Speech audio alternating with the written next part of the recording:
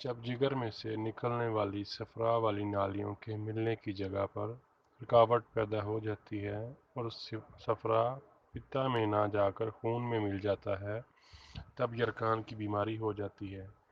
اس کے علاوہ زیادہ مباشرت، گرم اور چٹپٹے اور صفرا میں اضافہ کرنے والی خوردنی اشیاء کے زیادہ کھانے، شراب پینے، دن میں زیادہ سونے، خون کی کمی اور وائرس کی چوٹ کے باعث بھی بیماری ہو جاتی ہے۔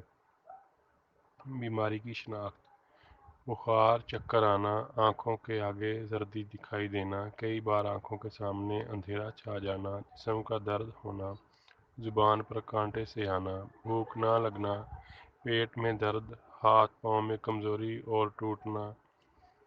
گھریلو علاج: بھنی ہوئی پھٹکڑی ایک چٹکی مصری ملا کر دن میں 3 بار پانی سے استعمال کریں۔ کلمی شورا اور جو خار دونوں کو ایک چمچ پانی میں ملا کر دن میں 3 بار پئیں۔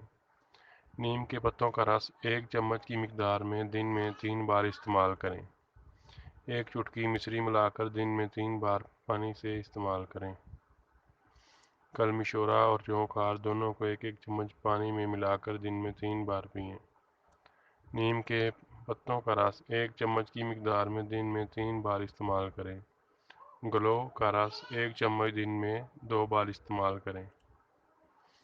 جوں کے ستو کھا کے اوپر سے 1 گلاس گنے کا رس پی لیں، 4-5 دنوں میں یرقان کم ہو جائے گا۔ 5 عدد لہسن کی کلیاں پیس کر دودھ میں ابال کر پینے ہیں۔ 8 دنوں میں اس کے استعمال سے یرقان کی بیماری ٹھیک ہو جاتی ہے۔